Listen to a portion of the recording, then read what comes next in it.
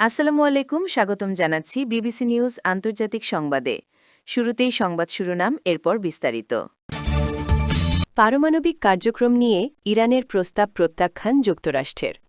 যীশুখ্রিস্ট সেজে ছবি পোস্ট করলেন ট্রাম্প।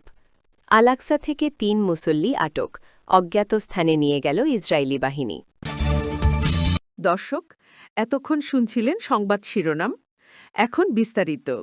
আপনি যদি ইসরায়েলের ধ্বংস চান এবং মুসলিমদের পাশে থাকেন, তাহলে ভিডিওতে লাইক করে চ্যানেলটি অবশ্যই সাবস্ক্রাইব করে দিবেন এবং আপনার মূল্যবান মতামত অবশ্যই কমেন্টে লিখে জানিয়ে দিবেন। এখন বিস্তারিত। পারমাণবিক কার্যক্রম নিয়ে ইরানের প্রস্তাব প্রত্যাখ্যান যুক্তরাষ্ট্রের।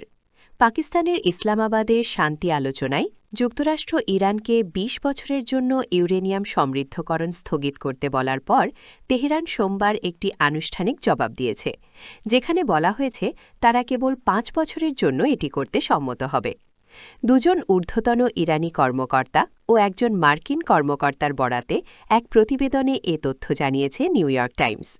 মার্কিন কর্মকর্তা জানান, মার্কিন প্রেসিডেন্ট ডোনাল্ড ট্রাম্প প্রস্তাবটি প্রত্যাখ্যান করেছেন এবং ইরানও তাদের উচ্চ সমৃদ্ধ ইউরেনিয়ামের মজুদ সরিয়ে নেওয়ার মার্কিন অনুরোধ প্রত্যাখ্যান করেছে।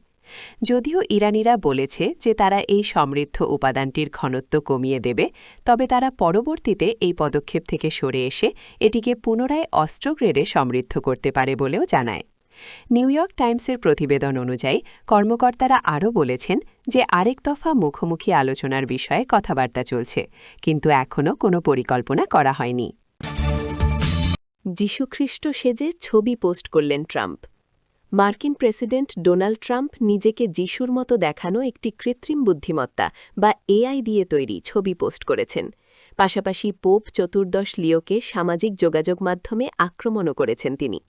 এই দুটি ঘটনায় খ্রিস্টান সম্প্রদায়ের বিভিন্ন মহল থেকে তীব্র সমালোচনা শুরু হয়েছে। রোববার ট্রাম্প তার ট্রুথ সোশ্যাল প্ল্যাটফর্মে একটি ছবি শেয়ার করেন। সেখানে তাকে সাদা পোশাকে একজনের মাথায় হাত রাখতে দেখা যাচ্ছিল, যা অনেকটা সুস্থ করার দৃশ্যের মতো। সোমবার ছবিটি মুছে ফেলা হয়। এরপর থেকেই তোপের মুখে পড়ে যান তিনি। সামাজিক যোগাযোগ মাধ্যমে তাকে রীতিমতো তুলোধুনো করে ছাড়েন ধর্মপ্রাণ খ্রিস্টানরা। সিনেটর বার্নি স্যান্ডার্স লিখেছেন, ট্রাম্প এখন যুদ্ধবিরোধী বক্তব্যের জন্য পোপকে আক্রমণ করছেন আর নিজেকে মসিহা হিসেবে উপস্থাপন করছেন। এটা শুধু আপত্তিকর নয়, এটা বিকারগ্রস্ত ও অহংকারী আচরণ। ফক্স নিউজের উপস্থাপক রাইলি গেইনস লিখেছেন, তিনি কি সত্যিই এটা বিশ্বাস করেন? দুটো কথা সত্যি, একটু বিনয়ী হলে তিনি বিপদে পড়তেন না, আর ঈশ্বরকে নিয়ে ঠাট্টা করা উচিত নয়। ডেইলি ওয়ারের কলামিস্ট মেগান বার্শাম পোস্টটিকে চরম ব্লাসফেমি বলে আখ্যা দেন। পরে সাংবাদিকদের কাছে বিষয়টি খোলাসা করেন ট্রাম্প। তিনি বলেন, ছবিটি তার কাছে একজন ডাক্তারের মতো মনে হয়েছে। তিনি দাবি করেন এটি রেড ক্রসের কাজের সঙ্গে সম্পর্কিত ছিল।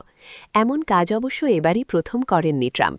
গত বছর পোপ ফ্রান্সিসের মৃত্যুর পরেও ট্রাম্প নিজেকে পোপ হিসেবে দেখানো একটি ছবি শেয়ার করেছিলেন। বিষয়টি তখনও ব্যাপক ক্ষোভের জন্ম দিয়েছিল। ২০২৪ সালের নির্বাচনে ট্রাম্প খ্রিস্টান ভোটারদের শক্তিশালী সমর্থন পেয়েছিলেন। ক্যাথলিক ভোটারদের ৫৬% তাকে সমর্থন করেছিলেন বলে ওয়াশিংটন বিশ্ববিদ্যালয়ের রাষ্ট্রবিজ্ঞানী রায়ান বার্জের বিশ্লেষণে উঠে এসেছে। আল-আকসা থেকে ৩ মুসল্লিকে আটক, অজ্ঞাত স্থানে নিয়ে গেল ইসরায়েলি বাহিনী। রোববার দখলকৃত জেরুজালেমে আল-আকসা মসজিদ প্রাঙ্গণের ভেতর থেকে ২ নারী ও একজন কর্মীকে গ্রেফতার করেছে ইসরায়েলি বাহিনী। মসজিদে আসা মুসল্লি ও কর্মীদের বিরুদ্ধে এ ধরনের ঘটনা ক্রমেই বাড়ছে।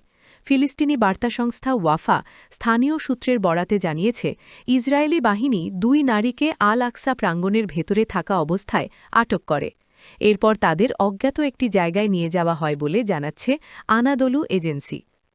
জেরুজালেম গভর্নরেট এক বিবৃতিতে জানায়, আল-আকসা মসজিদের পরিচ্ছন্নতা বিভাগের প্রধান রায়েদ জাগিরকেও মসজিদ প্রাঙ্গণে থাকা অবস্থায় গ্রেফতার করা হয়েছে।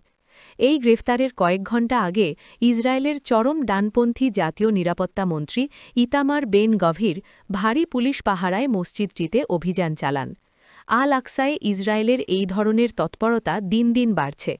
মুসল্লিদের ওপর নিষেধাজ্ঞাও কঠোর হচ্ছে।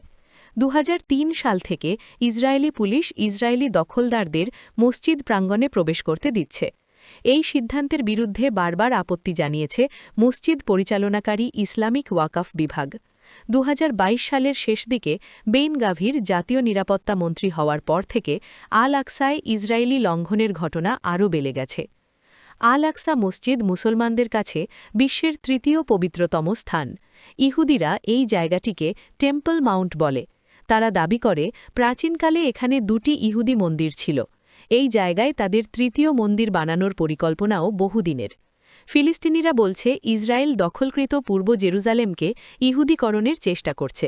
আল আকসা মসজিদ প্রাঙ্গণ থেকে আরব ও ইসলামী পরিচয় মুছে ফেলার চেষ্টা চলছে বলে তারা মনে করেন। ফিলিস্তিনিরা পূর্ব জেরুজালেমকে তাদের ভবিষ্যৎ রাষ্ট্রের রাজধানী হিসেবে দেখেন। আন্তর্জাতিক সিদ্ধান্ত অনুযায়ীও 1967 সালে ইসরায়েলের এই শহর দখল এবং 1980 সালে সংযুক্তিকরণ স্বীকৃত নয়।